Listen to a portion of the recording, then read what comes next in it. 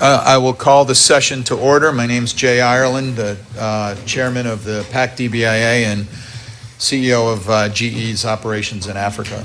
I don't have a gavel, so that'll do. I would like to welcome you all to our second meeting with the secretary and the team, and we're very excited about talking today about the trip and some of the recommendations that we have.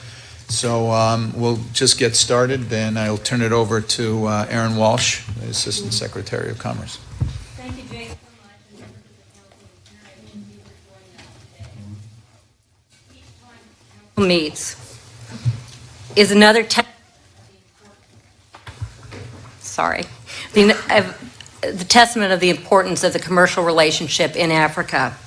Before turning the meeting over to Secretary Ross, I'd like to take a moment to introduce our new Undersecretary for International Trade Administration, Gilbert Kaplan.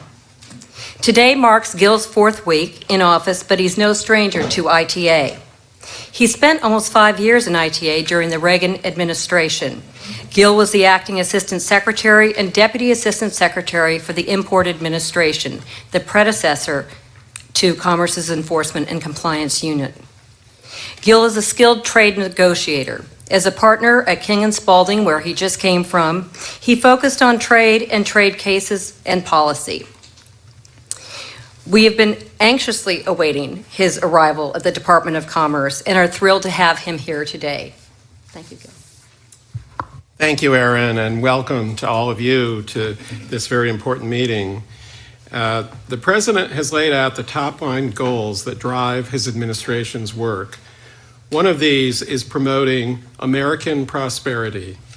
In that context, the International Trade Administration, ITA, has a key role to play in promoting free, fair, and reciprocal economic relationships. Specifically, ITA will pursue this goal through 1, strengthening the competitiveness of U.S. industry, 2, ensuring fair and reciprocal trade through the rigorous enforcement of our trade laws and trade agreements, 3, growing exports of both products and services, 4, attracting investment in U.S. communities, and finally, transforming American trade policy. I am pleased to be back at the ITA to lead this process of strengthening our national security by bolstering our economic security.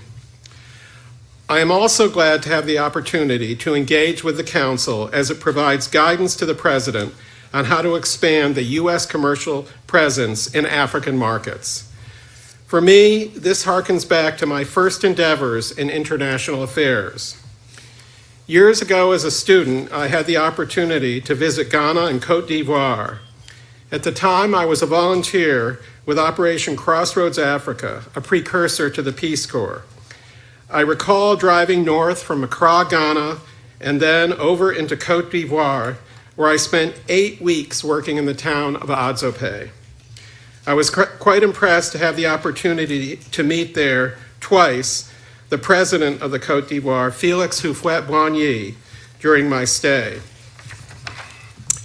Returning to the present day, I am extremely pleased to introduce Commerce Secretary Wilbur Ross, under whose sponsorship the Council is meeting today. The Secretary, on behalf of President Trump, has taken a keen interest in leveraging the work of the PAC DBIA to deepen trade and investment relationships between the United States and African countries. You all know that the Secretary is one of the core members of the President's team. In this context, he is working tirelessly and vociferously to promote American industry and American exports. Secretary Ross has taken the lead on improving trade and commercial ties with Africa. Even tomorrow, he will be giving keynote remarks at the U.S.-Morocco Trade Forum, at the annual meeting of the Export-Import Bank, for which Africa is an important market, and at a meeting of the U.S.-Nigeria Council.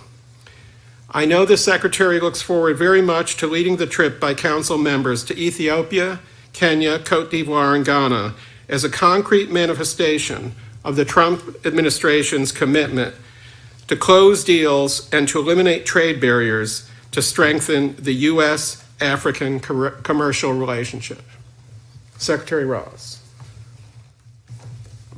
Thank you, Gil, and thank you, Aaron, as well. Thank you, Jay, as always, for your continued leadership of the President's Advisory Council on doing business in Africa. I'm sorry Laura can't be here today, but I'll send her in absentia my thanks to her for her dedicated work as Vice Chairman of the Council. Thank you also to the staff of the National Security Council for hosting the 5th meeting of the PAC DBIA. Today we're at the White House under the auspices of the NSC. Their budget can afford it, mine cannot. We're saving up for the trip. This provides you with a clear indication of the importance the Trump administration places on the U.S. relationship with Africa. So I thank you to my U.S. government colleagues for your involvement in these deliberations.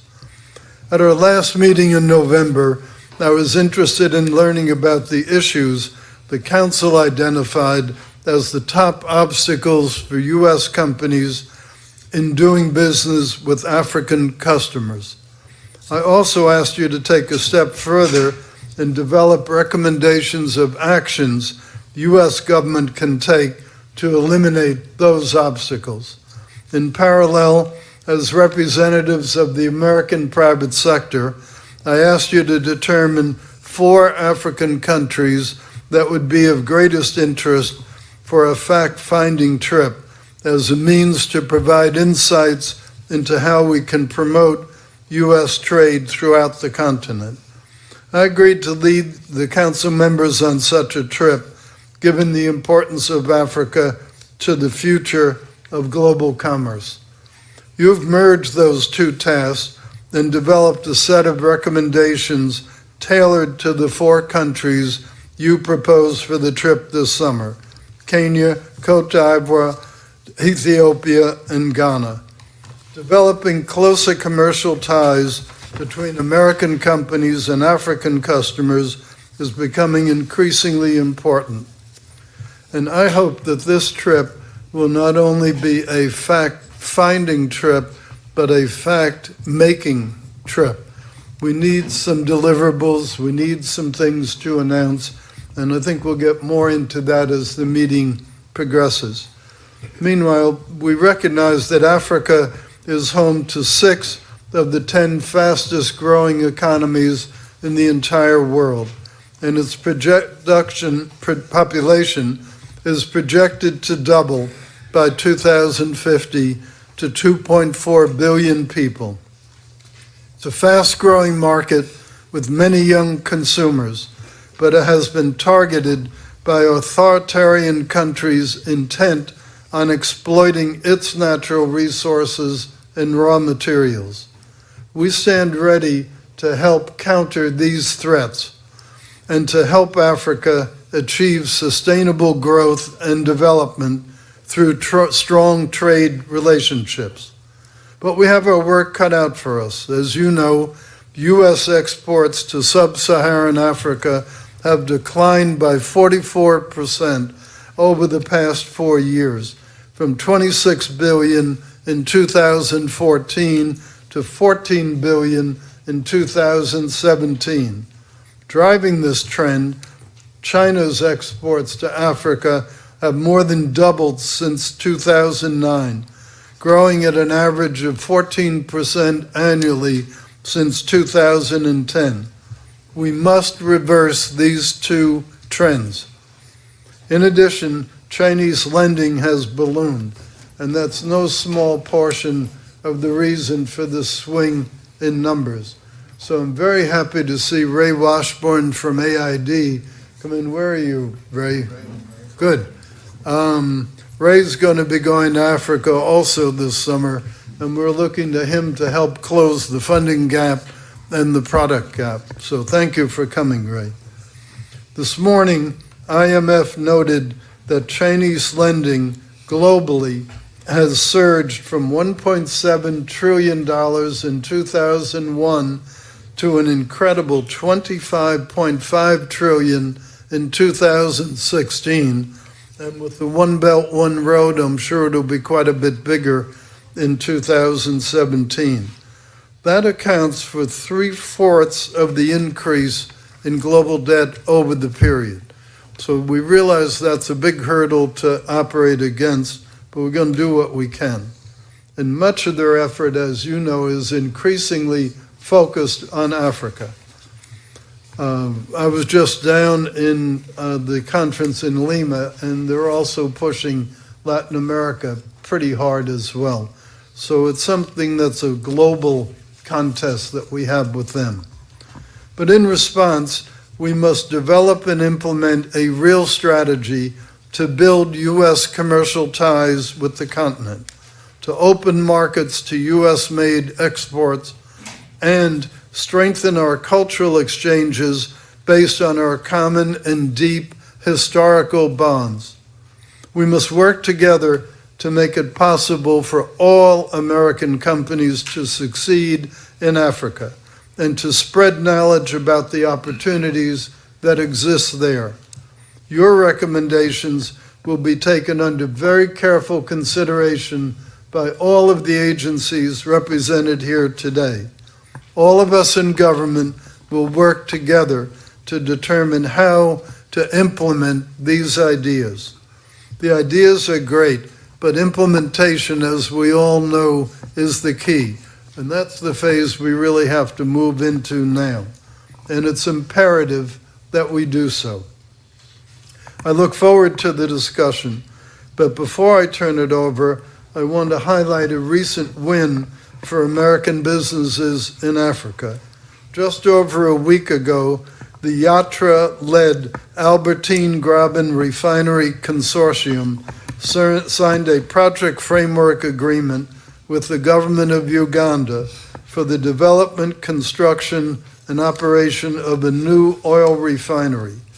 This project is a joint venture with the Uganda National Oil Company and is financed in part by the Africa Development Bank, the International Finance Corp, OPIC, thank you, Ray, and your friends, and the U.S. Trade and Development Agency. Valued at $2.85 billion, with $1.55 billion in expected U.S. content, this project will support more than 8,000 U.S. jobs and is the kind of scale of activity that we really have to see more of. The deal is a major win for U.S. commercial interests in Uganda. Our advocacy team did an outstanding job countering attempts by Chinese state-backed enterprises to influence the decision. God knows what techniques they were using in the process. I wrote 2 letters on behalf of the consortium to President Museveni and called the president a week before the signing of the PFA to highlight U.S. support for the project. We had a very good and very long conversation, and I promised him it was just the start of many such begging by me. These are the types of deals we hope to strike on our trip this summer. It represents what we can achieve when government acts as a facilitator, not just as a regulator. Now I turn it over to our host, Cyril Sartar, for any opening remarks. Thank you, Secretary Ross. I'd also like to thank your other colleagues here from Commerce Department. I'd like to thank Jay for his leadership and chairmanship, and I'd like to thank Secretary Ross for his vision, not just with the PAC DBIA, but for his other efforts to promote the importance of Africa within the administration. We do need to develop a real strategy for Africa, and we are working on one, and this meeting is very much an integral part of that overall strategy. While we may have enough money to pull together a shindig like this and invite all of you, We, in fact, do have very limited resources when it comes for developing an Africa agenda. So that means our ability to collaborate efficiently and to coordinate within the U.S. government, and to collaborate and coordinate between the U.S. government and all of you here in U.S. industry. That's going to be our critical comparative advantage in working to build a U.S. presence in Africa and to, in some ways, if not quite counter, but to compete vigorously with China, Russia, and even some Middle East players on the continent. So, two pillars of the President's national security policy are promoting prosperity, as Mr. Kaplan has identified, and advancing U.S. influence. And I think the work that you all have been doing and what you will achieve later this year in your visit to Africa, again, are going to be fundamental in advancing those pillars and advancing our strategy for Africa. So I want to thank you all for your ongoing work, and I want to ensure you that the NSC Africa Directorate, our door is open to you.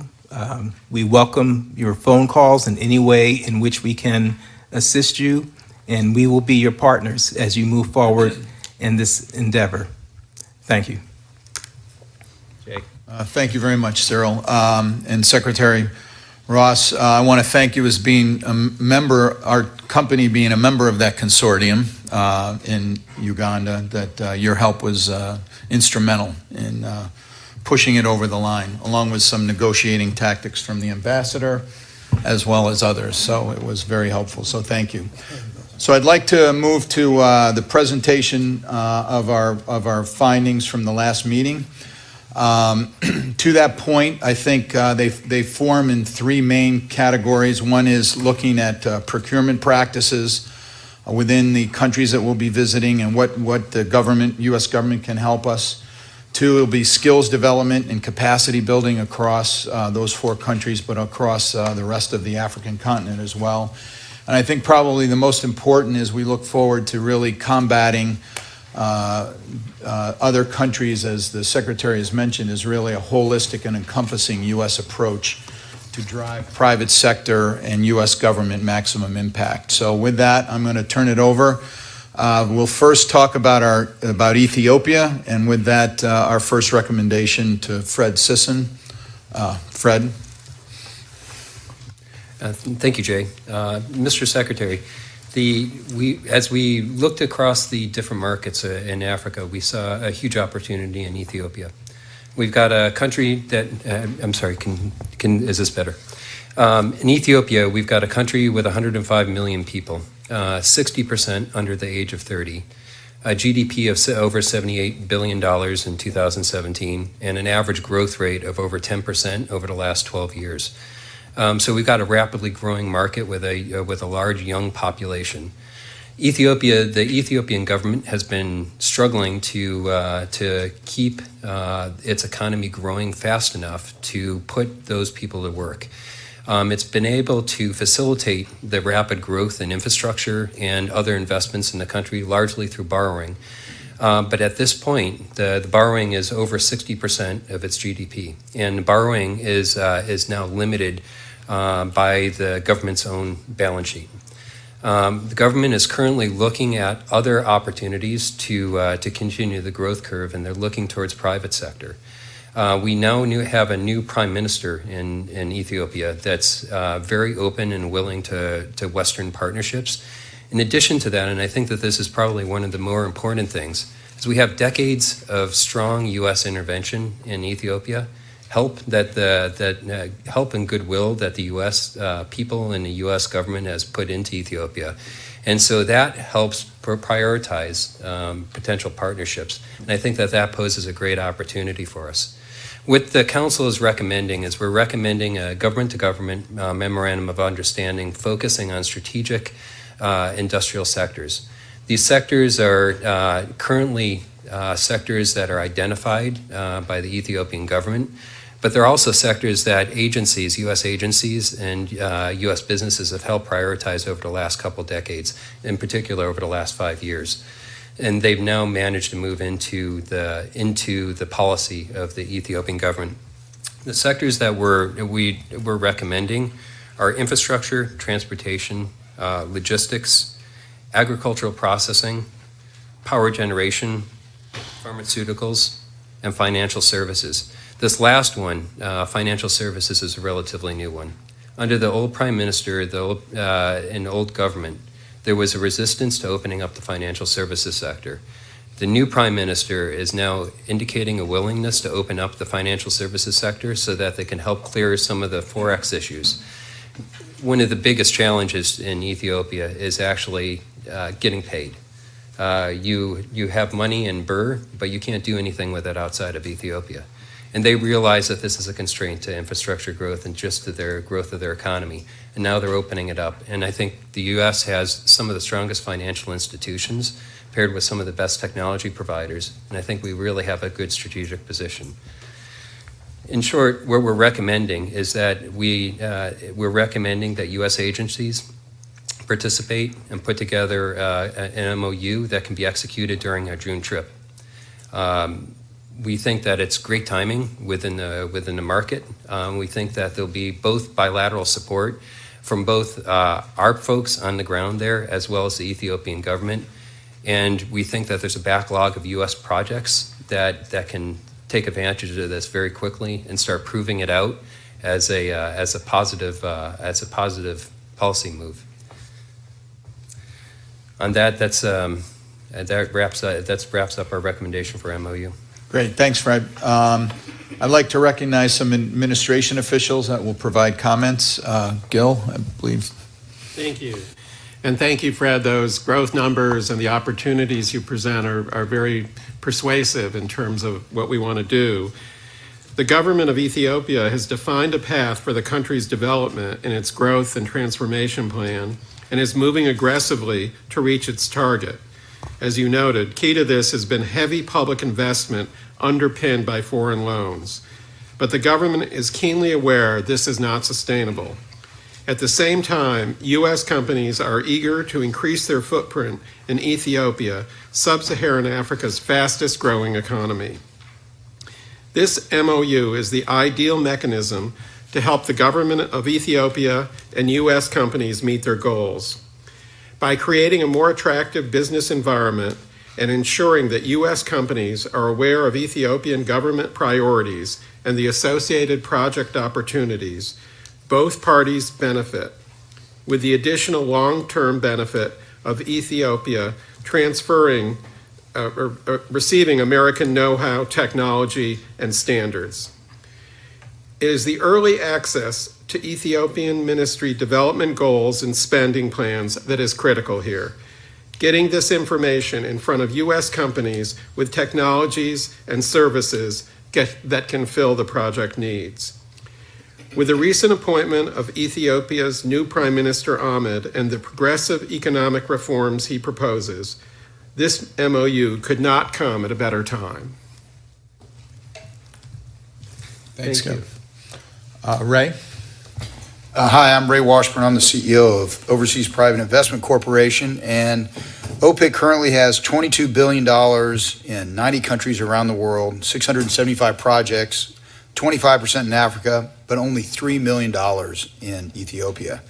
An MOU would serve as a signal to the business community that the United States is serious and Ethiopia is open for business. The lack of infrastructure in the country is something that OPIC is postured to support: power, agriculture, and healthcare. If the Prime Minister opens a financial services sector, OPIC will be prepared to look at that market as well. We are actively seeking new projects today, and if we get the MOU done, we'll be prepared to execute something soon. Thank you. Thanks, Ray. Cheryl Anderson? Cheryl Anderson from the Africa Bureau of USAID.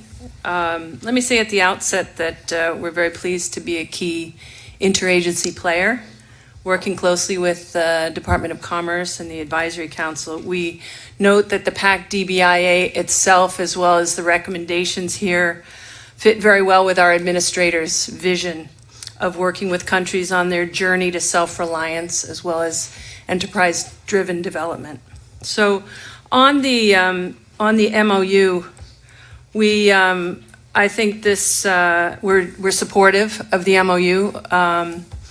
I think the highlighted sectors are appropriate, and we've shared it with our team on the ground. We've got a pretty substantial USAID team in Ethiopia, and I think they would really welcome further discussion about the focus of the MOU and possibly opening it up to other sectors where we have common objectives.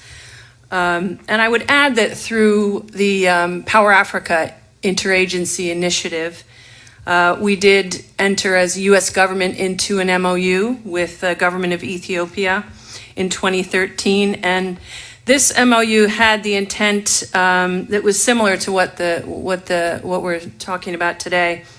It presented a whole of government approach in partnering with the government of Ethiopia to develop its energy sector in a way that challenged the government of Ethiopia to make critical reforms to increase private sector participation. So maybe as a bonus on the trip, we thought maybe it would be an opportunity to revisit that MOU from 2013, and we might want to make sure that any additional MOUs with the government of Ethiopia take into account the existing MOUs that the U.S. government already has in place.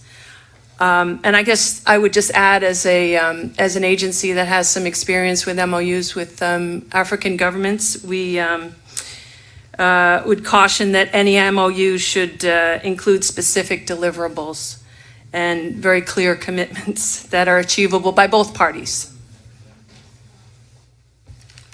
Excellent points at the end. I agree 100, as the secretary just said, the same. Great. CD, are you? Mr. Secretary, Mr. Chair, thank you for this opportunity. C.D. Glenn with the U.S. African Development Foundation.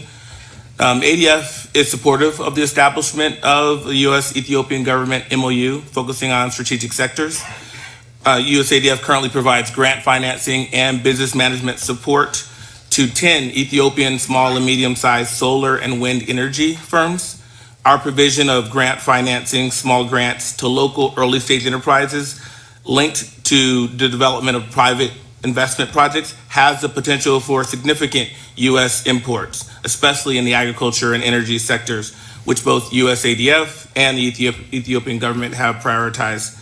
Our focus on local enterprise development provides linkages to the local market and opens up marketing and distribution channels for U.S. energy-related businesses.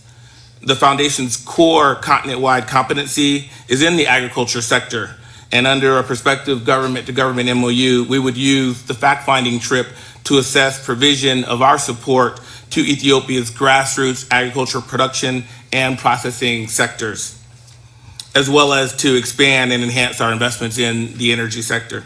Lastly, as a member of the Power Africa Interagency team, I'd like to acknowledge that the U.S. African Development Foundation is co-funding and investing in solar energy in Ethiopia alongside PAC DBI member GE, and we appreciate GE Africa, and we appreciate that collaboration. Thank you. Thanks, CD. Jesse Law from XM. Thank you. XM Bank has a congressional mandate for sub-Saharan Africa, and when the Senate allows XM to become fully functional by confirming our board nominees, we will be active in supporting the transactions across the continent. But not operating since 2015, XM has established a pipeline of $14 billion in sub-Saharan Africa, which would in fact double our export capacity at the stroke of a pen. As our USG partners can confirm, there are many opportunities that have in fact been lost, but we do look forward to XM functioning again. XM supports the fact-finding trip to counter the challenge from China and other countries across the continent with a realistic and purposeful whole-of-government approach that includes MOUs, the USTDA Global Procurement Initiative, and the trade facilitation efforts. It's well known that the Made in the USA brand is recognized in Africa for quality and better value, And through these whole-of-government initiatives, we at XM want to make sure that U.S. companies can compete and secure the contracts on a level playing field. Our competitors are well ahead of us, though, with their exports, and leading the pack is China, which is Africa's largest single trading partner, having overtaken the United States since 2009. Yet it's not only China, we are fully aware of the competition from European and other Asian countries. These countries are playing with a game that we refuse to acknowledge as a superior game plan, at least in some ways, until now. And how do we know it's superior? They've been winning on the field. The Chinese companies and the other countries are using more sophisticated tactics, more blended financing, weaponizing trade finance as a national strategy to promote their domestic export products, and deploying more personnel from their respective financing agencies on the ground to get involved in whatever projects exist. These other countries are responding to this new dynamic and ever-changing competitive landscape by being fully engaged with government-to-government agreements in support of their exporters with financing and other commercial means. So we at XM are committed to the same in the support of U.S. jobs and realize Africa's potential. America's exporters and their supply chain need a coach to make our halftime game adjustment so we can lead and mount a comeback.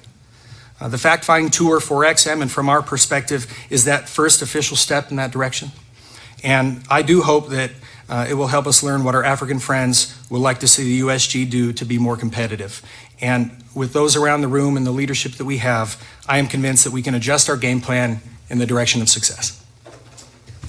Thank you, Jesse. Is there any other comments from the council on this specific recommendation? Okay. I would also like to echo the support of getting a fully functioning XM. It's absolutely critical. Let's go to the second recommendation, which is around the USTDA Global Procurement Initiative, and Bill Colleen. Thank you, Jay. Thank you, Mr. Secretary. This is a topic that's dear and dear to ACRO. Many of you may not know we supply steel bridges around the globe, and we're pretty much daily trying to demonstrate to people or teach people the importance of looking at life cycle cost and what they're getting in the numbers that they're being presented. And recently, very recently, there was a glaring example of this in one country where they're rebuilding for the fourth time the same design bridge, and the bridge has collapsed 4 times now in about a year and a half. So we've tried to explain to them that the bridge is not being built correctly and that there are issues, and they're still going to move forward with the 4th bridge of the same design. That being said, the recommendations that I've been asked to convey by the council here are that first, the USTDA has already developed with the energy or the electric power company procurement manual. So we're looking for the U.S. government to request of the board of the power company to formally adopt the manual. The second item is to update the manual utilizing the services of USTDA, World Bank, the DOC, to update it with more additional language on the life cycle cost. Then the DOC is to go out to U.S. companies to educate them on the Ethiopian manual and how they can work within the parameters of this procurement manual. Finally, there's an issue of translating the existing manual, which is in, if I pronounce it right, Amharic, and to translate that to the more universal language of English. And then the final recommendation is training Ethiopian procurement personnel on life cycle cost, and that is a challenging issue. So with that, Jay, I'll give it back to you. Thanks, Bill. Thomas Hardy from... Thank you. Tom Hardy from the U.S. Trade and Development Agency. I couldn't agree more with the Council's recommendation to place a focus on improving procurement practices in Ethiopia as a means of doing more business in Africa. USTDA has actually supported Ethiopia's procurement reform since 2015, and those projects, that support is paying dividends. We've Recently, we hosted a delegation of aviation officials from throughout East Africa and introduced them to U.S. companies, U.S. technologies, goods, and services. But as part of that visit, we included a program focused on best value procurement, rather focused on quality, not lowest cost. And so we're direct result of that training that USTDA provided to the Ethiopians, U.S. companies have secured over $20 million in contracts of U.S. exported goods and services. As was just mentioned by Bill, we've also worked with Ethiopia's electric power to develop a manual to help them make informed decisions based on quality infrastructure, not the lowest price. That currently is going through the final clearance processes by EEP, and we're hoping that that is approved before we arrive in Ethiopia. We look forward to the adoption of this manual, as it will provide a transparent, best value approach for procurement standards.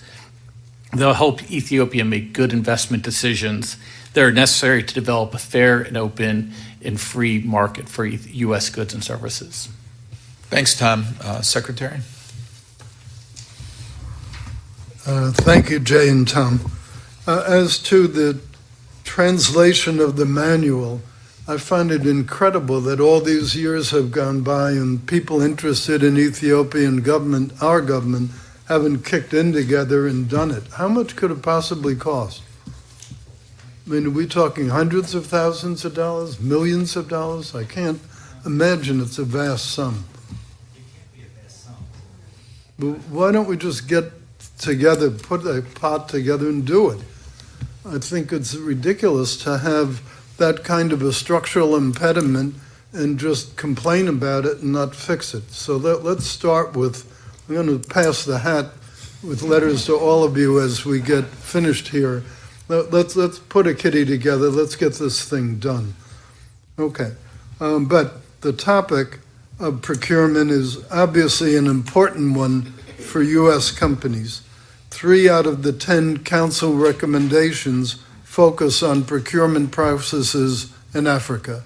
And I think that's no accident. It's a big dollar item. It's an item that needs fixing. And so I think you're right to focus on it.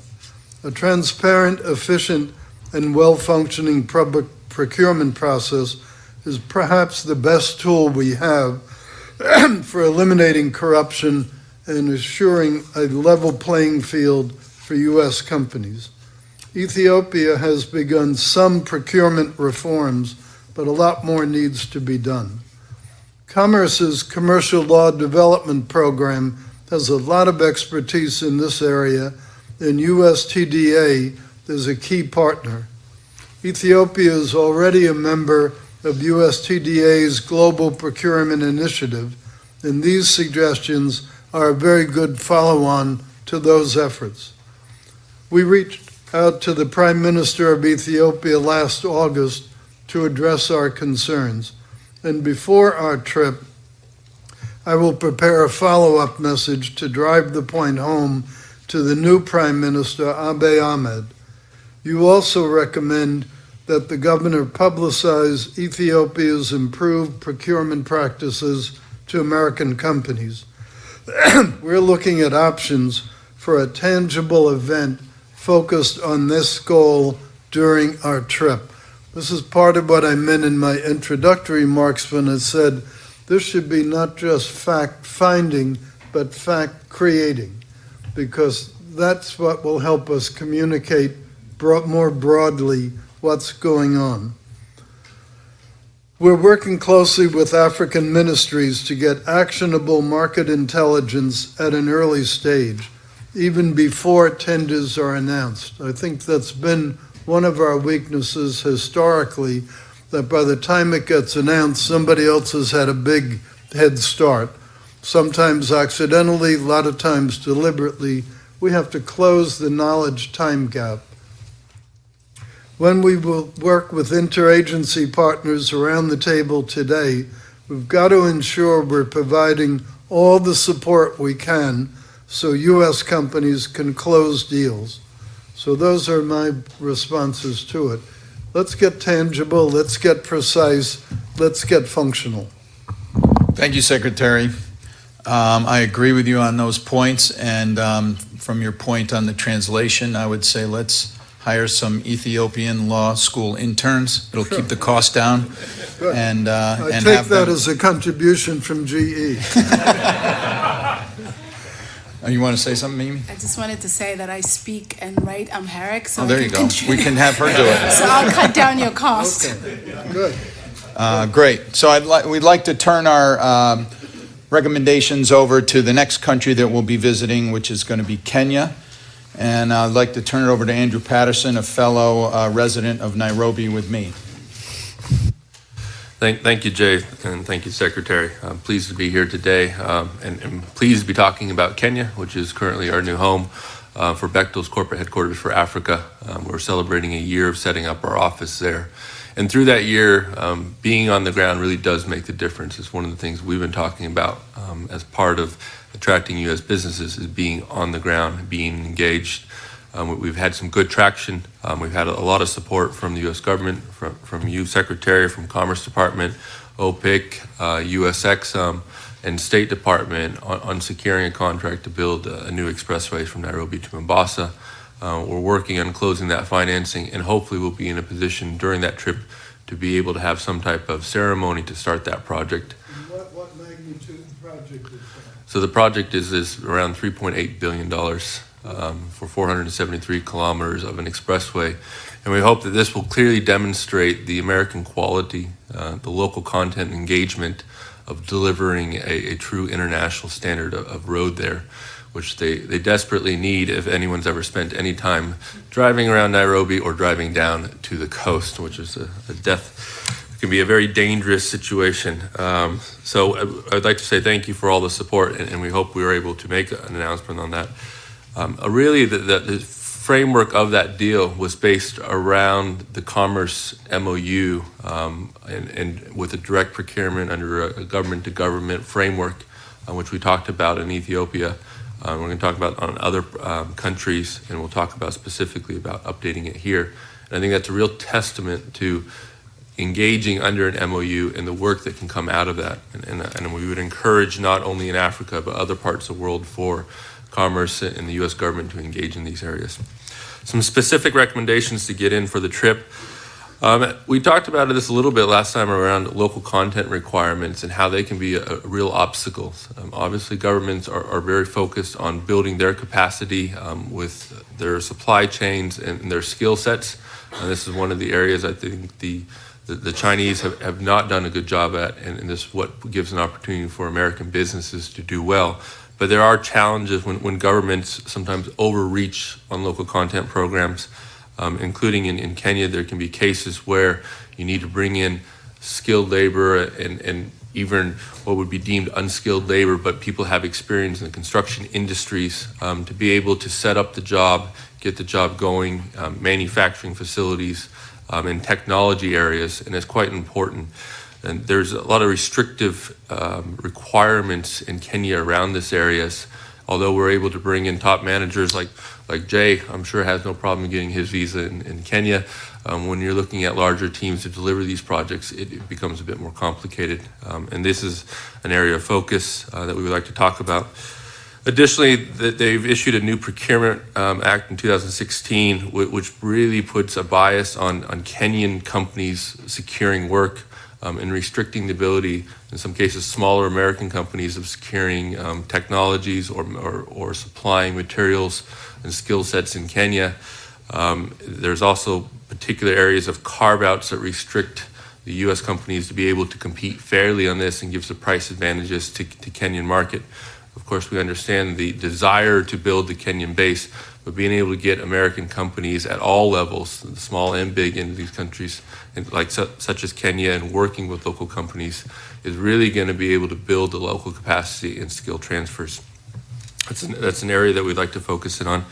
Some of the market barriers are specifically around these local contents, the procurement acts. The government of Kenya and the president has set out new objectives, the Big Four. And these Big Four actually I'd say, complement for what U.S. businesses want to do in Kenya within the industries and manufacturing. But some of the specific Big Fours is they want to increase 15% of the GDP to come from manufacturing, build over 500,000 affordable new houses, 100% food and nutrition security, and 100% universal health care. This is an area that I think that we as U.S. companies can come and help support these Big Fours.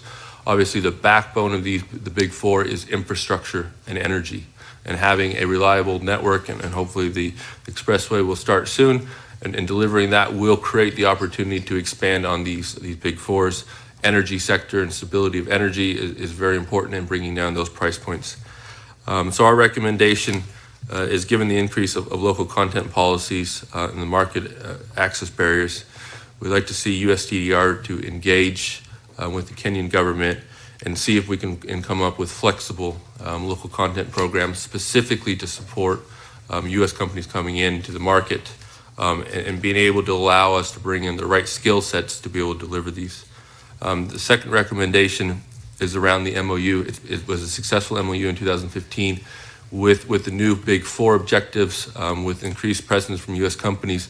We think renewing this MOU and signing an updated one would be strategically important around this, highlighting the benefits of bringing in OPEC, U.S. Exxon, similar to the Ethiopia, have specific targets of what can be included. There are things that we can include in local content, including, in the MOU, such as local content policies, being flexible, and maybe some areas around the restrictions on procurement, to allow smaller U.S. companies and technologies to be able to come in and compete.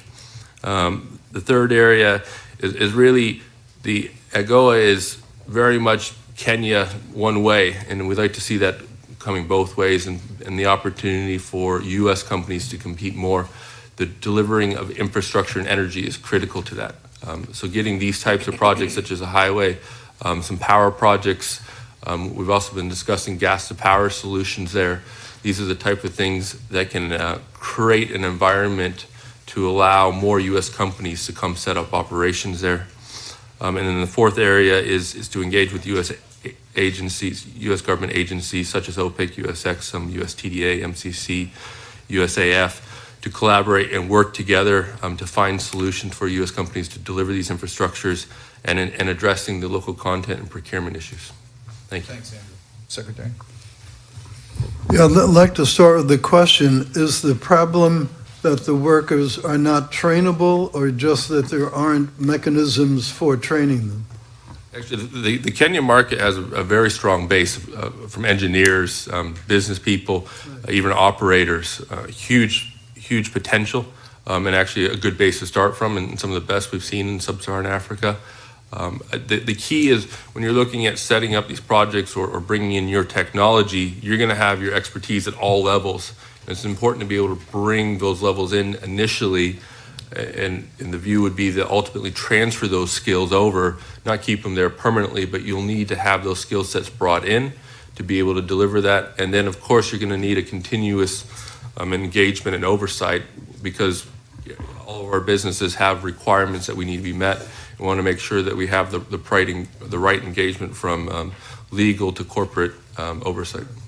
Well, then maybe a way to deal with the Big Four constraints and these labor rules would be to get in the new MOU that the companies would come in, provide the training, obviously would have to bring people in to do the training, and then transition out. Maybe we can get a carve out for the training activity. Do you think that's something that might be agreeable to the government?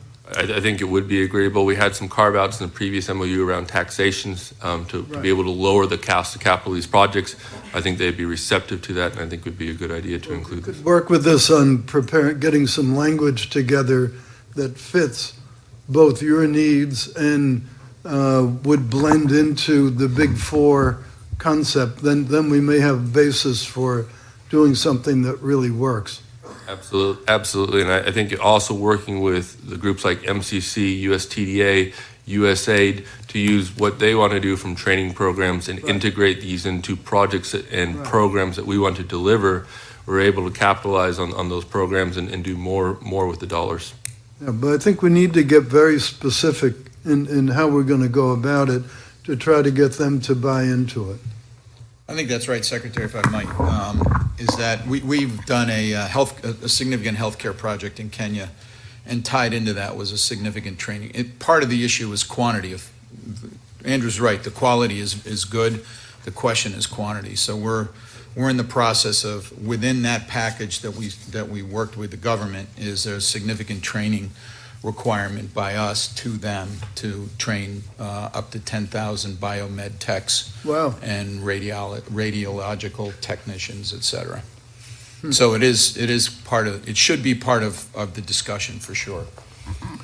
Well, what I like about the recommendations is they correspond very well to a whole of the government approach that was outlined in the November report. And I agree with you that the 2015 MOU needs to get reworked, but let's get to work on it very quickly so we can get it processed through the interagency, get it processed in time to get it over to them well before, so we have it agreed and we sign it when we land there, not fiddling around with it while we're over there. I think we got to get everything preset for each one of these countries. So you're going to hear me saying that over and over. We really need to get this highly organized. Otherwise, it's too far to go, too many days for too little results. So we really need tangible projects. And if we're going to do documents, they really have to be ones that are significant and pre-prepared. Great. Thank you, Secretary. I'd like to go to C.J. Mahoney of USTR. Well, thank you very much to Secretary Ross and to Jay and to Cyril for hosting us. Let me just say generally that USTR is quite interested in Africa at the present moment. Everyone is aware of Ambassador Lighthizer comments about our desire to do a model FTA with an African country. That is a process that is still in its early stages, but I definitely hope that the work of this group, which is laid out in your thoughtful materials that were provided in advance of this meeting, I hope that that can inform that effort. With regard to Kenya in particular, our engagement with Kenya through the U.S. EAC Trade Investment Partnership has been important, and that effort continues to be an important tool. However, recognizing Kenya's strategic importance as well as its economic importance, we are very supportive of the recommendation for enhanced bilateral engagement with Kenya. And again, I look forward to speaking with everyone in this room about the ways that USTR can participate in that effort. Great, thank you, C.J. C.D.? Thank you, Jay. Appreciate it. The African Development Foundation couldn't be more aligned and supportive of the Council's recommendation to enhance bilateral support to trade and investment. USADF is all too familiar with some of the constraints that U.S. and African companies face, which prevent them from taking full advantage of AGOA. The first, poor transportation infrastructure. That one will leave to Andrew and Bechtel. But the other two that are noted constraints, access to power and limited local supplier capacity, are directly in our Kenya country strategy. We have 35 years of Africa-specific grassroots economic development experience. We currently operate in 20 countries and have expertise in skill development and capacity building. Our direct grant financing and local technical assistance provides, in Kenya, for instance, off-grid energy access and builds the capacity of local enterprises, local suppliers, particularly in the agribusiness space, helping them to become more competitive, enabling them to take full advantage of AGOA, and thus enabling and enhancing bilateral trade. Under an MOU, we welcome the opportunity to collaborate on projects, including, as was mentioned, local content, training, skills transfer opportunities, and also those at the community level to support greater trade and investment, particularly those that link to two of Kenya's big four goals, local manufacturing and food and nutritional security. Thank you. Thank you, CD. Is there any other comments on this? Yeah, Cheryl. Yeah, I would just add that USAID's work in trade promotion and trade facilitation has supported past trade and investment frameworks. and our talks with African nations. And we'll continue, subject to the availability of funds, to play a role, supportive role in those discussions. The work of our trade and investment hubs, and specifically the East Africa Trade and Investment Hub, supports enhanced regional economic integration. It promotes two-way trade with the U.S. under AGOA, and it attracts investment that drives commercial expansion within the region and to global markets. Thanks. Great, thank you. Okay, I'd like to go to the next recommendation for Kenya, which will be similar to Ethiopia on the procurement initiative. So, Bill. Hi. First of all, Kenya, it has a very good procurement system in place already, so there's really just one recommendation that's bubbled to the top here, and that is to have the USTDA re-engage with the government of Kenya to work a way to support Kenya to have better ways of adopting life cycle cost into their analysis of procurement. And also to put together a long-term program for GPI, for Global Procurement Initiative. That's it. Okay, Tom. Thank you, and thank you very much. Mr. Secretary, as you know, 3 of 10 of these recommendations are focused on procurement, and then this is an important one.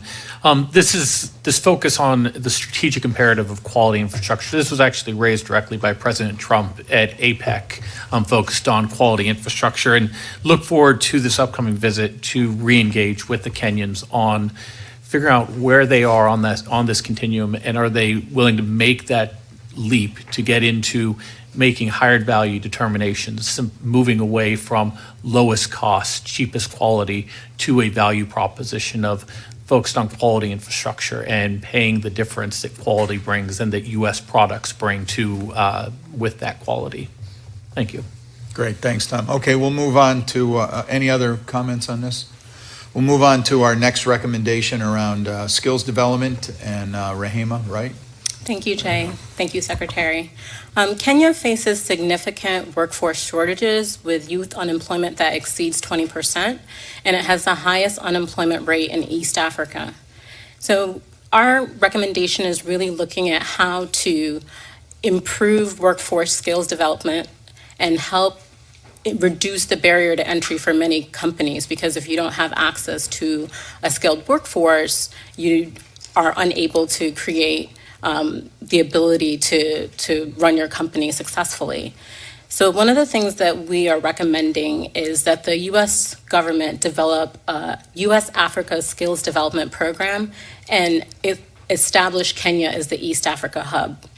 This pilot program will leverage resources that are already in place in the region. So the Department of Commerce, USAID, USTDA already have programs in place. And I want to point to the fact that the Young African Leaders Initiative has a training center in Kenya, as well as the U.S. government has a Women's Entrepreneurial Center in Kenya. So we've heard already that there are issues in terms of having resource allocation. So instead of recreating the wheel and creating new programs, we really want to be able to leverage existing tools and resources that are already on the ground. We also see a role for the private sector, specifically the private sector can ensure workforce development initiatives that are matched with the demands of the market and utilize existing investments geared towards closing the skill gap. I want to point to an example of a great program in Kenya, the Mackenzie's Generations Initiative that's trained thousands of youth in Kenya. And so we can utilize some of these private sector examples as a way to develop this proof of concept and also ensure that we're creating a sustainable working model that can be enhanced and improved upon. And part of why we believe this is going to be a great recommendation is because it supports President Kenyatta's Big Four development agenda, which includes job creation and youth employment as one of the 2 pillars. And in terms of how we see this rolling out, we recommend when we go to Kenya in June that we develop a memorandum of understanding between the U.S. government and the Kenyan government.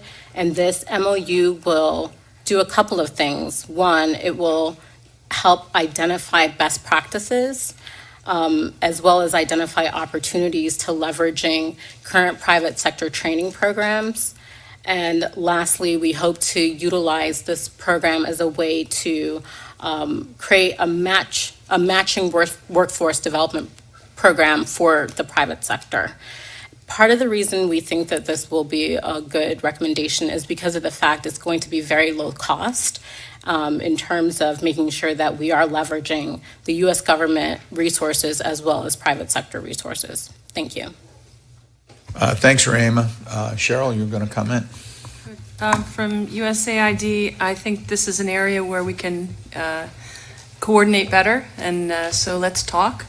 Our bilateral strategy in Kenya, as well as our regional strategy for East Africa, they both stress workforce development as an important part of the portfolio.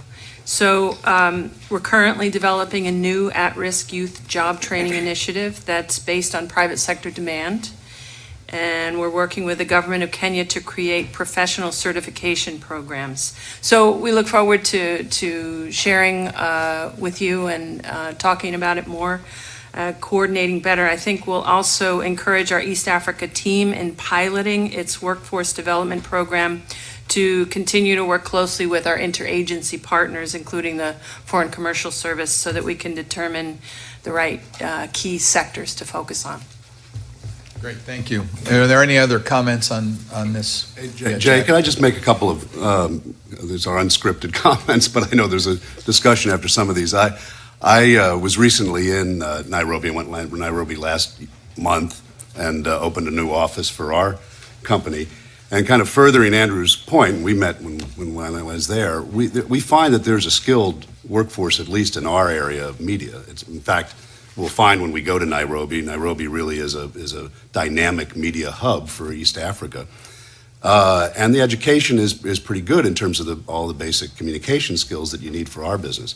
What I found there, though, and this goes to the point of youth unemployment, is that young people are very interested in digital and in technology. And in fact, they have an iHub there that I spoke of. They really are starting to move in this direction pretty aggressively. But we don't have the resources there, particularly in technology skill development, which we're obviously so good at. So one of the things I'd recommend, too, when we're there is perhaps meeting with some of these young people who we're directing these skills programs to and find out what they think they need. Second quick point is from my other hat, I chair the U.S. African Development Foundation, and just a quick story on Somalia right next door.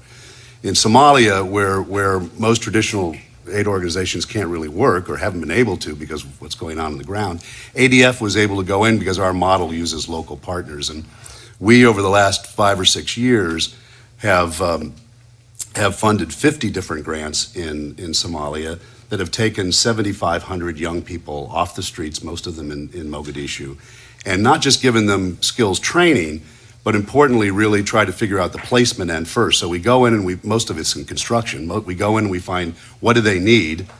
They need 3 carpenters or whatever. We then go train 3 people to be carpenters, and we give them free to the employer for 3 months, and then the employer picks it up. So it's a shared responsibility. And when folks ask, why is it in our national interest to be doing this? When you know on the ground in a place like Somalia that you're able to take mostly young men, and get them into gainful employment, we're doing a real service to our national security. Thanks, Jay. Great, thanks, Jack. Okay, we'll now move to West Africa, and would like to introduce Mimi Malameyu to talk about our first recommendation for Cote d'Ivoire. Thank you, Jay and Secretary Ross. For Cote d'Ivoire, where the African Development Bank is based, the Council is recommending improved identification and publication of African Development Bank market intelligence and opportunities. As you know, the African Development Bank, AFDB for short, is a regional multilateral development finance institution, currently with about 80 members, 54 of them regional African members, and 26 non-regional members, including the United States. I actually had the privilege of serving as the U.S. representative under President Bush, so it's an institution quite dear to me, and I'm a bit subjective sometimes. As a development finance institution, of course, their main objective is to spur economic development and social progress of its regional member countries, therefore contributing to poverty reduction. The bank has a triple A credit rating, and it is currently supporting significant infrastructure investments in energy, agriculture, and several other sectors. Actually, Black Rhino currently, alongside with GE and ExxonMobil, is working in Nigeria with the support of the African Development Bank, which is financing up to $200 million of our project, and OPIC is actually looking at it also for a significant amount of its debt. While the U.S. is the largest non-African member of the institution, Nigeria being the overall largest shareholder, U.S. companies only represent about 3 to 5% of the bank's tenders, with the vast majority of it as obviously going to China. Therefore, the Council is recommending to you, Secretary Ross, and the Council to engage during the trip to Cote d'Ivoire with the President of the African Development Bank, President Adesina, and a roundtable discussion during your fact-finding mission to find greater ways for the bank to share its information and market analysis, and for the American companies, obviously, to participate more in the tender process, and hopefully, as you were saying, Secretary Ross, for this trip not to just be identifying, but for us to actually come back with things that we can actually implement and do and support U.S. businesses. Can you help me understand why our market share of the funding is so small? I hear we need funding to compete. Here's the source of funding. Why are we not accessing it? You mean in terms of actual procurement for the bank? Yes. To the bank? Yeah, and I say this in other countries as well, where we have bid on projects in Senegal and other places, where I find that unless the process is transparent and truly transparent and competitive, and some of the things I think being recommended by TDA will help.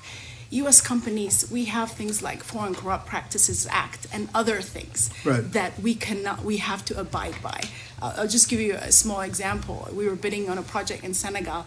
I asked our general counsel if I could send a basket. It was a holiday, an Eid holiday in the country where everybody sends baskets to each other.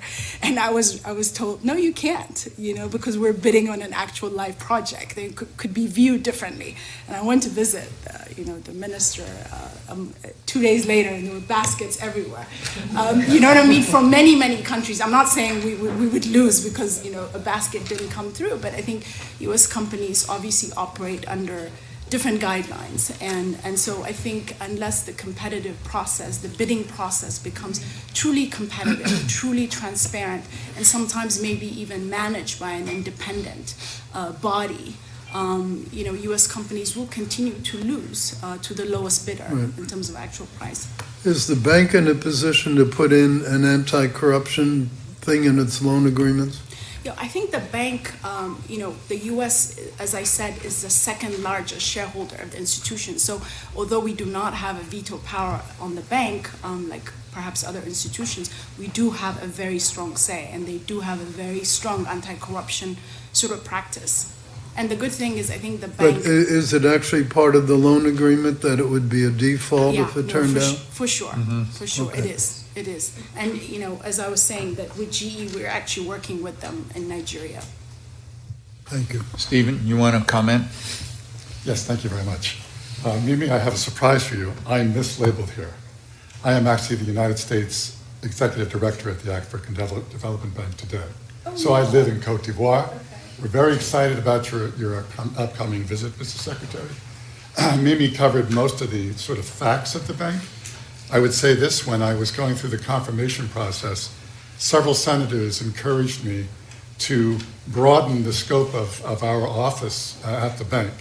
So, of course, we're advocating American companies in the bank, but more broadly in Africa. Two of the greatest assets the bank has are sort of off balance sheet, you might say. It has tremendous credibility on the continent, perhaps more than any other institution in Africa. And I want to leverage that goodwill that the bank has. And the bank also operates in all 54 countries, which is extraordinary. I was just in Ghana a couple of days ago meeting with our team, the bank's team in Ghana. We're very excited about your upcoming visit. We look forward to hosting you. I'm trying to leverage the bank. I was encouraged by the members of the Senate to use this chair to promote American business continent-wide. So I travel all over the continent. I have a very wide mandate, and I take advantage of it for the benefit of the U.S. If I can help anybody in this room or beyond, our office is at your disposal. We have Treasury professionals in the office. We have a full-time Commerce Department professional assigned to our office who's outstanding. And so we will dedicate everything we have to facilitate, to ease the way for you, whatever we can do, anywhere in Africa, we're at your disposal. Thank you.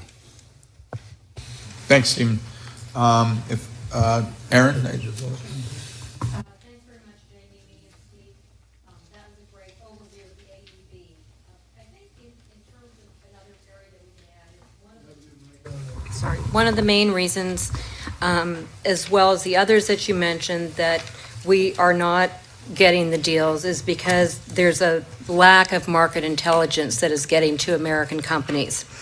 And one of the things is that it's encouraging about PAC DBIA not only recognizes this problem, but has developed this recommendation to address it. The recommendation is also very timely because the Department of Commerce is currently in the process of improving its approach to expanding U.S. commercial presence in Africa, including through increased interagency collaboration to provide U.S. companies with improved access to market intelligence. Better coordination among the agency partners on contacts in key ministries, state-owned enterprises, and major procuring private sector companies to determine potential spending plans in sectors in which American companies are highly competitive. As the Secretary said, we need to close the knowledge time gap to get this information to U.S. companies. Once these opportunities are identified, we've set up a system now at the Department of Commerce where we have a team that will capture these particular opportunities in the countries. And then we'll translate the information to specific, it's all a data-driven process that we're currently building right now. We'll transfer this information to large, medium, small-sized companies across the United States through our 100 offices based in the United States, who will then follow up with these particular companies in these sectors for those that want to work in the African continent and go after this deal. So it's one thing sending an email notice that something is available. It's not really following through. So what we would like to do with our interagency partners is to take that information, really build a deal team when necessary, and then provide the advocacy to close the deal. That's our real hope now. And then finally, as Steve mentioned, we do have a wonderful commercial service officer who is completely on board with this new strategy, Julie LeBlanc. So thanks very much. Thank you, Aaron. CD? Thanks, Jay. I was recently in Cote d'Ivoire with my team, and we met with senior government officials. We met with the Secretary General of the Presidency, Minister of Agriculture, the Minister of Youth, and the First Lady around establishing a program for the U.S. African Development Foundation in Cote d'Ivoire. The focus would be on local economic development activities and would include support to agricultural cooperatives, youth development, women entrepreneurs. The goal of USADF's programs is to create jobs, improve incomes, grow revenues of local enterprises in underserved communities. But I want to state, by gaining a better understanding of market opportunities via the African Development Bank's market intelligence, USADF can strategically channel its small grant financing to early stage African firms who have prospective linkages to U.S. companies, thus matchmaking and de-risking potential U.S. investments. So in the spirit of whole of government initiatives and interagency collaboration, we would also like to state that in those meetings, we talked about aligning our work and our programmatic objectives to complement those of MCC, especially with regard to youth vocational training and workforce development. And I'm sure Mr. Nash will share the great news about MCC in Cote d'Ivoire. But given the Ivorian government's interest in the U.S. African Development Foundation establishing a program there, we would look to sign, Secretary Ross, a country compact, a country protocol agreement during country compact, sorry, Jonathan, a country protocol agreement during the fact-finding trip in June, July. Thank you. Thanks. Jonathan? Great, thanks, Jay. Thank you, Mr. Secretary. MCC continues to be impressed with the level of commitment and effort of the PAC DBIA. We're thrilled that 2 of our partner countries, Cote d'Ivoire and Ghana, have been included in the trip and the report. To date, between the 2 countries, we've provided $1.5 billion in grant financing for a variety of projects we believe will help support private sector-led economic growth and create a number of business opportunities for U.S. firms. We look forward to continuing to engage the PAC DBIA on opportunities to leverage our investments, not only in Ghana and Cote d'Ivoire, but the other 20 countries where we're invested. With regard to the specific recommendation of Cote d'Ivoire, we very much support this recommendation. We, along with Stephen, met with President Adesina recently to discuss the MCC AFDB partnership, and it did seem as if President Adesina was genuinely interested, he and his executive team genuinely interested in bringing in U.S. firms, expertise, and companies into AFDB's work. So a number of people are opening offices in Cote d'Ivoire. We just opened one as well, and we're collaborating with our USG colleagues and look forward to supporting this initiative in whatever way that we can. In addition to engaging AFDB while the PAC DBIA is in Cote d'Ivoire, we hope that you also take some time to explore some business opportunities for investment in Cote d'Ivoire. Last year, MCC signed a $525 million compact with the government focused on improving transportation and logistics in and around Abidjan and a skills for employability project. We believe that U.S. firms can benefit greatly from both of these investments. The transport project will reduce cost and improve efficiencies for businesses by rehabilitating roads in and around the main port of Abidjan and improving the road network management and maintenance system. The skills project will increase access to secondary education and through public-private partnerships in technical and vocational education and training, TVET, to develop the skills sought by businesses. Specifically, we've set up a $35 million fund to support private sector-led training initiatives that ensure workers have the skills needed to meet private sector demand. There may be some elements of this program that could influence or be helpful as you look at implementing the skills development program in Kenya.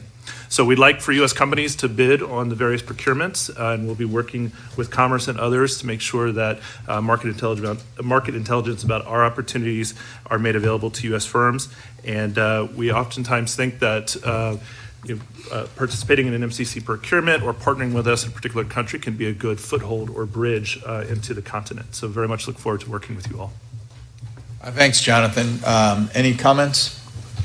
I just would like to make 2. One is on the AFDB. They really recently opened up a real focus on private sector, which has helped. Most of their previous loans were sovereigns, which kind of helps explain a little bit of the market share, and we've been working with them around that. And then on the MCC compact, I can tell you, working with the Ivorian government on some of our projects, the focus on getting them themselves qualified for the compact really helped governance issues in the country, as well as a lot of practices that were really improved. So that's a very good, the MCC compacts are great tools to do that. Okay, the next one, sorry. If I may just interject, also remember the World Bank. The World Bank has more commitments to sub-Saharan Africa than to any other region, and it, depending which set of stats you look at, may also be lending more to sub-Saharan Africa than the African Development Bank. It, through its arm of the International Finance Corporation, has a real interest in working with this group in particular as you think about projects that you want to engage with the IFC. Unlike the other parts of the World Bank, the IFC is very open to your pitching proposals to them. So something just to keep in mind, especially since this week is their annual spring meetings. So if you're able to go across town, just a few blocks away, there's a great set of programming and individuals in town for this, as well as many things are being live streamed. So happy to talk with anyone afterwards if you want more information. Great. Also work on getting the World Bank comfortable with us pitching to them too. Kusum, you're going to do the next recommendation.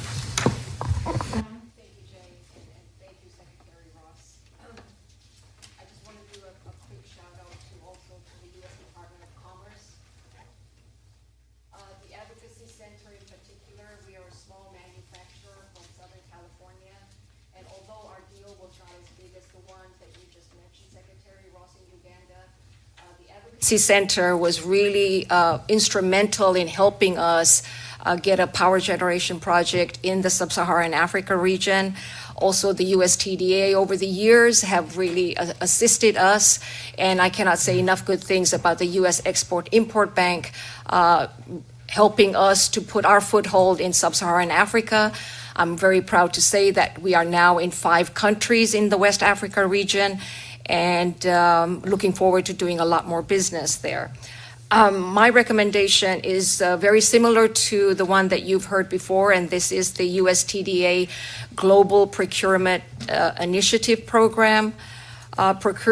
Procurement, as we've heard before, is something that is the bedrock of putting very good RFQs out there and having a process and a procedure on how to do that well is our recommendation here from the Council.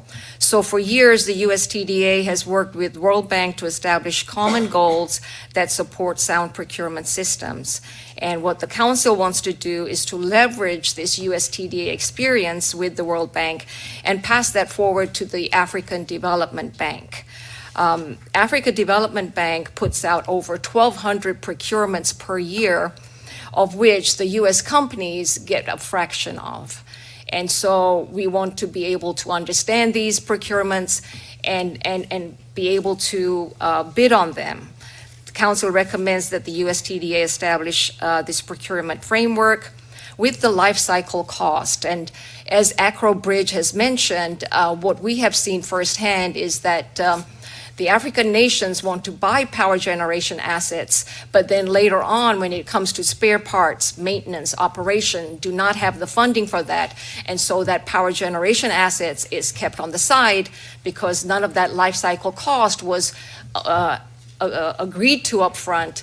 And so I think that the USTDA addressing the LCCA, the life cycle cost assessment, to support the Africa Development Bank is a great recommendation.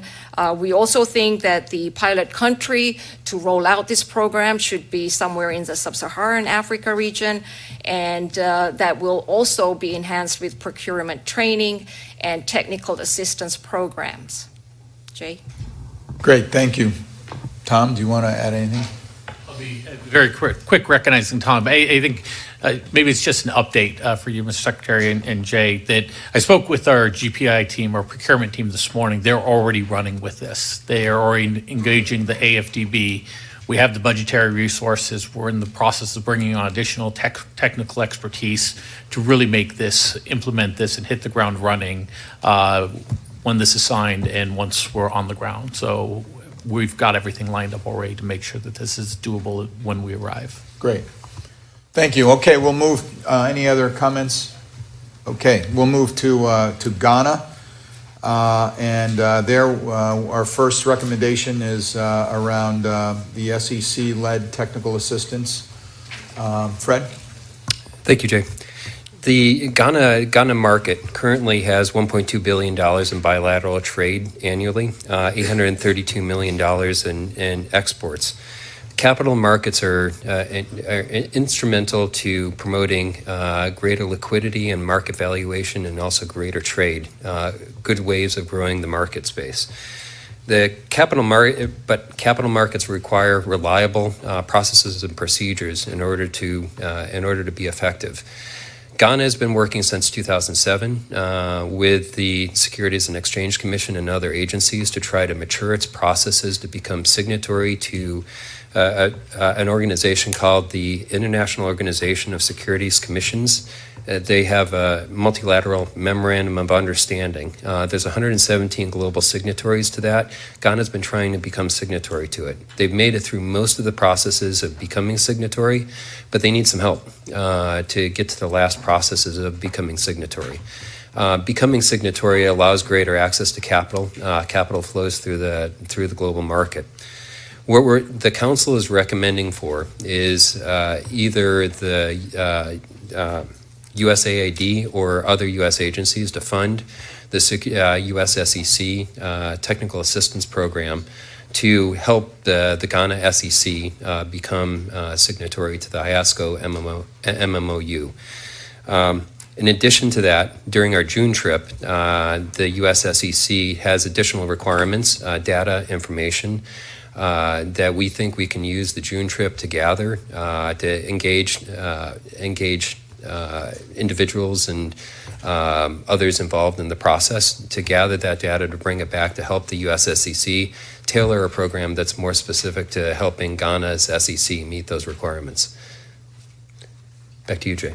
Great, thanks. Thanks, Fred. Scott? So we can help prepare the team, the delegation to go out and to gather the correct information and process it, meet the right individuals. We're already in discussions with the leadership of the Ghana SEC and the exchange. They would welcome our technical assistance once we have developed our, thank you. Once we've developed our insights into the problems on their market and the impediments, then we can prepare a series of recommendations and go and do consultations to help them fix those problems. And so we would assemble a team of SEC staff and perhaps others that can go out and take care of that. Great, thank you. Eric Meyer? Thank you, Jay. And I'm Eric Meyer with the U.S. Treasury Department's Office of International Affairs. And I think we really strongly support this type of engagement in Africa. So, this is SEC sharing American expertise and know-how on how to develop deeper and broader capital markets. And this is something that is a true gap in most of Africa.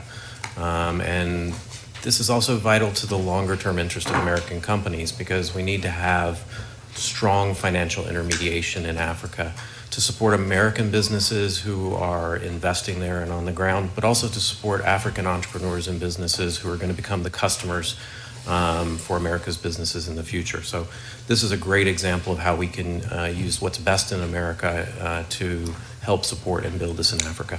Thank you. Great, thank you. Any other comments?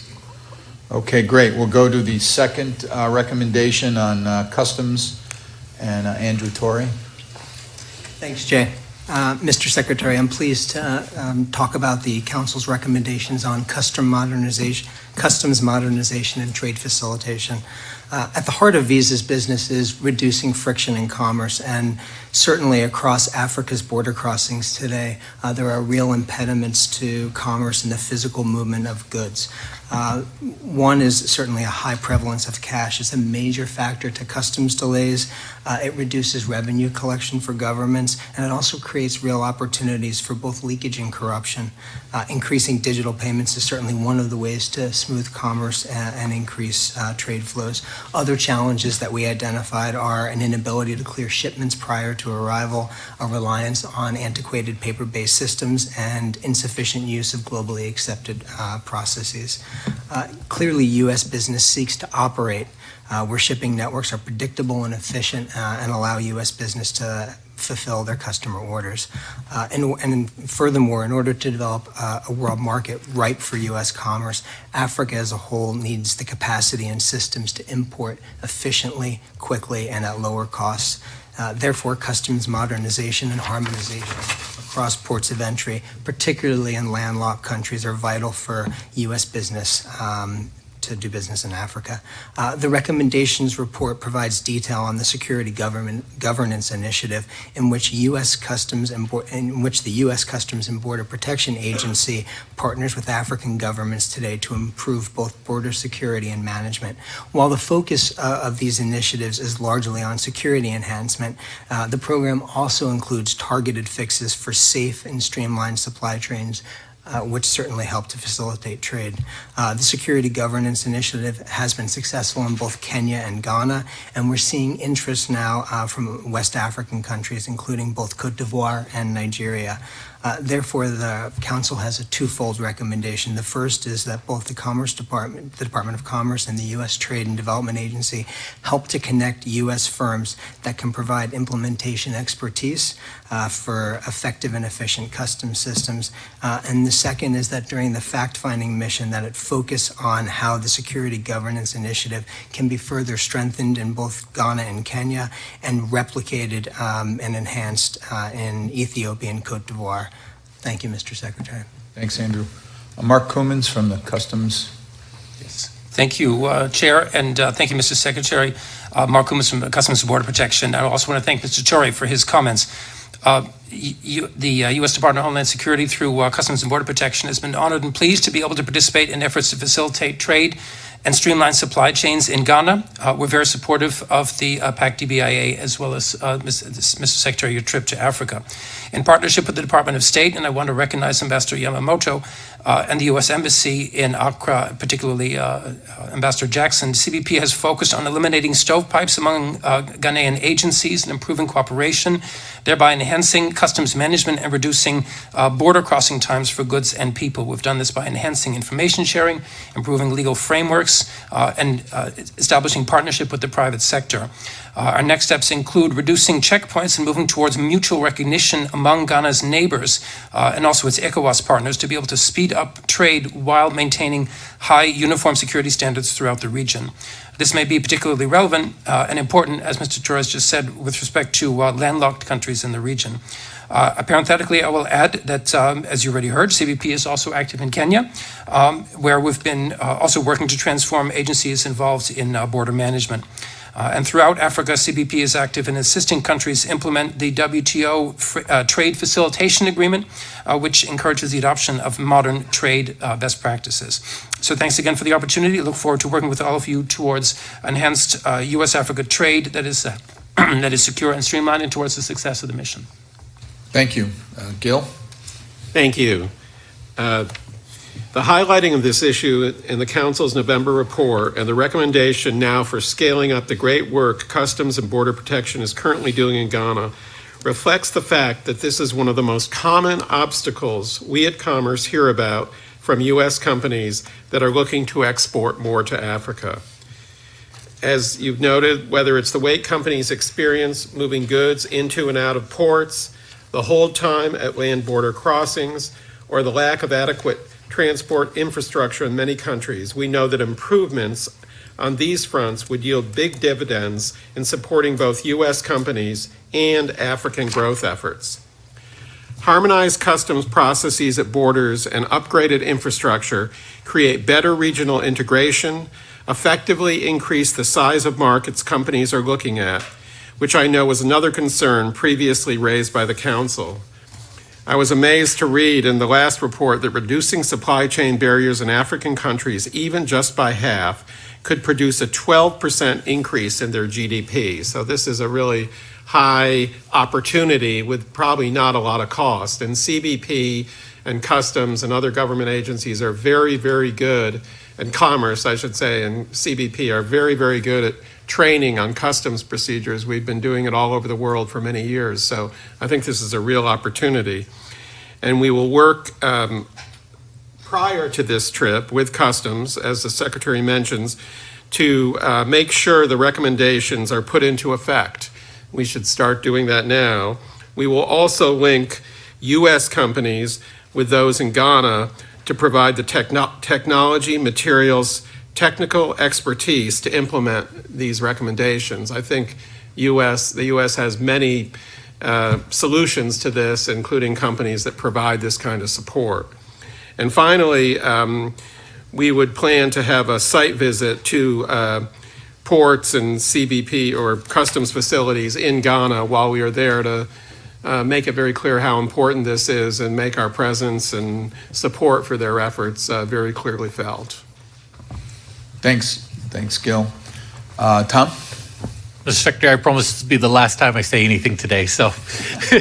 But I would say USTDA has supported modernization of customs processes around the world when U.S. industries requested our assistance, from electronic customs modernization to non-intrusive inspection systems. USTDA has delivered assistance designed to improve our partner countries' ability to import goods efficiently and safely.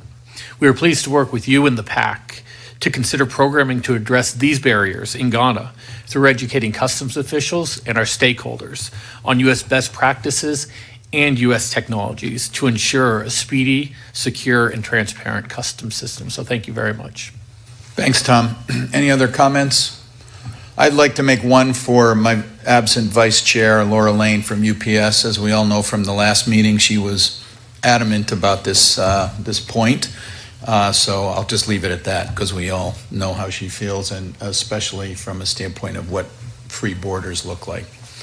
Our next recommendation is government-to-government MOU to increase the U.S. private investment and commercial participation. I'm the person that will do the recommendation.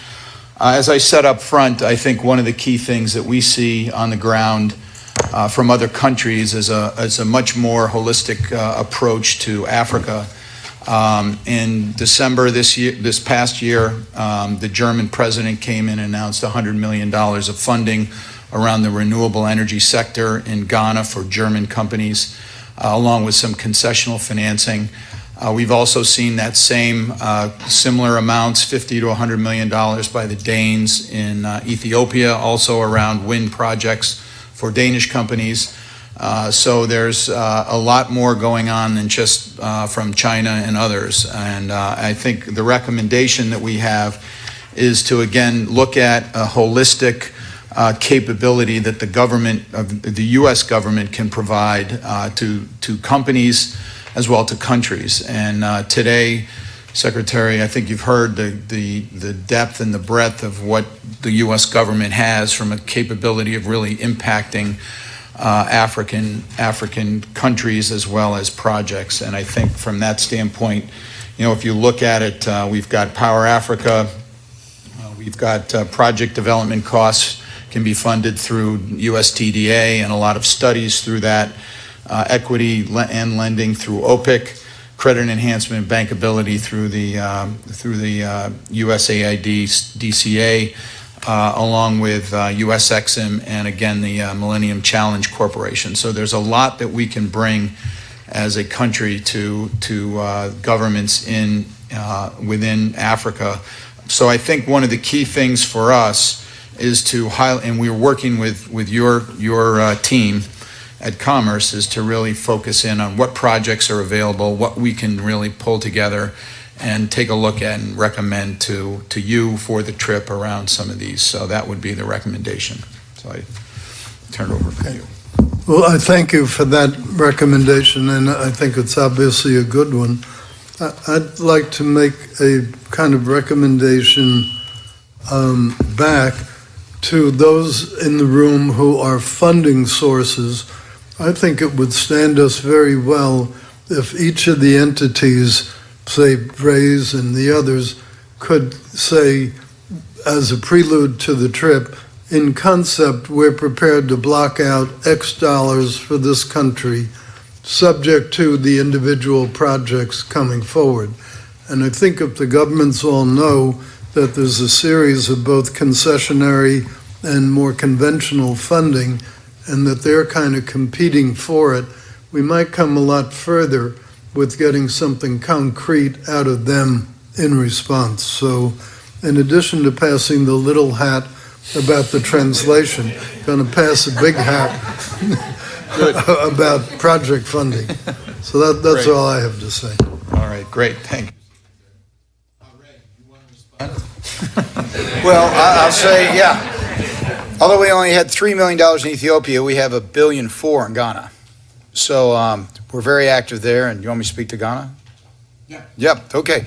We have 22 projects in Ghana. We've been there since 1974, and it's actually the second highest concentration in our portfolio. In fact, I'm meeting with the Minister of Finance for Ghana this week to explore further projects, and we're encouraged by their move by the president to, quote, beyond aid that they're going to. This MOU is very important for us because that'll enable OPIC to engage in a lot more key and strategic projects. We have a pipeline of deals with them now. We'd like to do more, but As all of you are aware, OPIC, in order to provide more financing, there's legislation going through right now that'll enable us to do equity investments in addition, to give us an additional tool to utilize. So we're part of the administration's recent national security strategy, and having the equity authority in this legislation will go a long way to help you on your trip. So call your congressman. Tell them to vote. Great, thanks, Ray. And and they've been very supportive of projects of ours in OPIC has in Ghana, as well as other countries as well.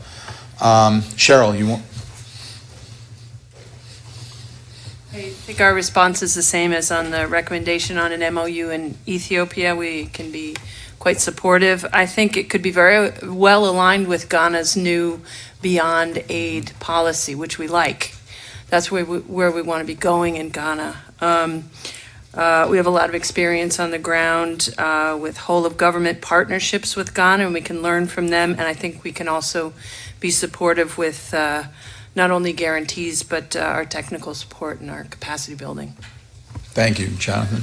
Thanks, Jay. I'll be brief. We were pleased to see that the report identified renewable energy or energy generation in Ghana as one of the top 5 priority sectors in which U.S. firms see market opportunities, specifically independent power producers in wind, solar, and hydropower. MCC's nearly $500 million compact, Ghana Power Compact, which is currently in implementation, was developed to increase private sector investment in the sector and was informed by consultations and input from U.S. firms, including GE, Endeavor, Contour, and others. Specifically, we are supporting the government of Ghana's efforts to improve the management and efficiency of Ghana's largest state-owned electricity distribution utility by bringing in a private sector operator and by making investments in systems at the corporate level to improve overall service quality. Basically, we're trying to put the utility on more commercial footing. This will give independent power producers a more creditworthy power purchaser with which to do business. And as many of you know, it's great to have a power purchasing agreement, but if the utility is insolvent, can't pay you, it doesn't work. I think Jay and Fred and others around the table can share a lot of war stories there. So we work closely within the Interagency, including USAID, OPIC, and Power Africa on the development and implementation of this compact. And we look forward to ensuring that U.S. companies are able to leverage our investments. Great, thanks, Jonathan. Any other comments? Yeah. I just wanted to highlight that the Ghanaian president was here in February meeting with the National Governors Association, and he was the first African president to come and meet with this association. So when it comes to us talking about private sector engagement, I think it's very encouraging that it's also being led by at the state level in terms of having that level of engagement with with the African president.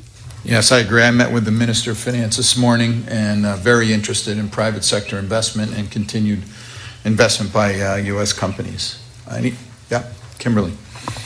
Thank you. My company, Amethyst Technologies, has an office in Ghana. So one of the things that I also throw out to you is the importance of small business. So most businesses in the U.S. are small businesses. So we've been working with OPIC for years on a healthcare deal in Ghana, Liberia, Sierra Leone, but looking for ways to get more small businesses engaged in Africa. Risk is very high in some instances. Small businesses aren't always averse to risk. Also, small businesses look at smaller projects where risk is minimized, but you still have returns that are quite significant in many instances. Thank you. Any other comments? Okay, great. Secretary, you've heard this is the conclusion of our report, all the recommendations for the 4 countries that will be visited at early summer. And at this point in time, are there any objections to adopting the Council's report of what we've discussed today? Okay, can I have a second? Thank you. And a voice vote, all in favor? Aye. Opposed? Excellent. Thank you. So, Secretary, closing remarks. Sure. Thank you, Jay. And thank you and congratulate the Council for the recommendations you've just adopted, and even more for the very productive discussion that we had today. Most exciting part of these recommendations is that they will help directly to shape the agenda for our trip this summer. So before we conclude, I've made some notes on the trip and its objectives. First, of course, the trip must assist PAC DBIA in executing its mandate of advising the President on ways to strengthen the U.S.-Africa commercial relationship.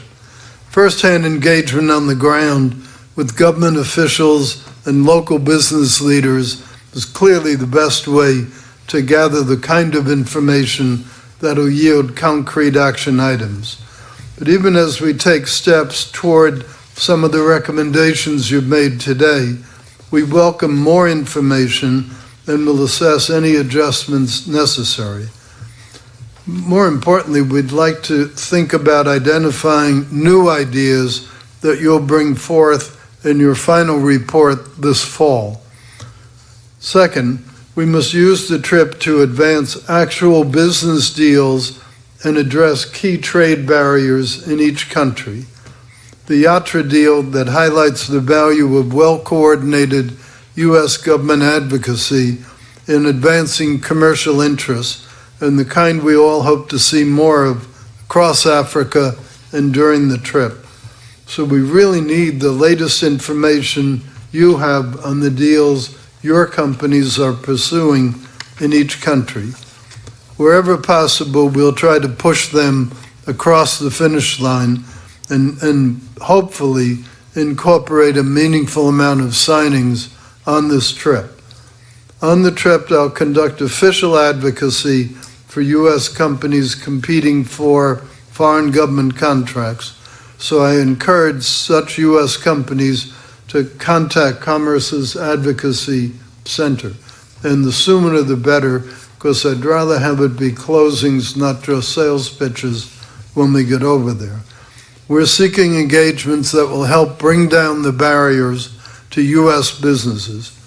Finally, as PAC DBIA members heard from our National Security Council host prior to this meeting, the refining of the administration's overall strategy for Africa is well underway. A core pillar definitely will be enhancing commercial relationships with African countries. And to be effective in that, we must marshal support from the entire U.S. government for American companies in the region. Our trip will be a direct manifestation of that focus of President Trump's administration. With those overarching goals in mind, I look forward to finalizing plans for a robust and productive trip. My thanks to everyone here and to the team at Commerce for all that's gone into the report we've received today and that will go into preparing for our trip. We'll be fortunate to have Undersecretary Gil Kaplan accompanying us on that trip. So before we close, I'll turn it over to him for some closing thoughts. Gil? Thank you, Mr. Secretary. After listening to the discussion here today, I am convinced that the work of the PAC DBA will contribute greatly to the President's goals. U.S. companies working in partnership with the African business community will help many African countries move from an aid-based relationship to a trade-based relationship. In the process, U.S. companies will support private sector initiatives that will increase electricity connections, improve transportation infrastructure, and create jobs both for a young and growing African workforce and for the U.S. economy, both of which are very much needed. Many of the world's last emerging markets are in Africa, markets in which U.S. companies can supply both superior technology and superior know-how regarding corporate governance and project management. Strong corporate governance, fair labor practices, and other hallmarks of desirable private sector development happen most effectively through direct company-to-company transfer. The ties that are formed between companies and nations when they deepen trade and investment relationships are among America's most enduring forms of diplomacy. And this economic diplomacy by growing the economies of both our African trading partners and the United States will help strengthen U.S. economic security and buttress our own national security. We in ITA, I commit, will do everything possible with our commercial experts overseas, with our advocacy center, to make this happen. I look forward to working with the council members and my interagency colleagues as we prepare for this exciting upcoming Africa trip. Thank you. Great. Sir, would you like to? I don't think I can add anything to the closing comments of Secretary Ross and Undersecretary Kaplan. Just to say, I wish you all a very successful trip, and please know that you have very enthusiastic advocates for your work within the White House. Thank you. Okay, thank you. Thank you. Just in closing, I'd like to thank Commerce Department for their help in this meeting and the recommendation report, as well as all of the company representatives that do the hard work. And again, I think the capability of utilizing this council to pull together an interagency aspect, I think, is a pretty good practice, and will really help us on the ground in Africa as we all continue to drive more business from U.S. companies. And with that, I'd like to say it's 5 o'clock on the dot. Meeting's adjourned. Very efficient meeting.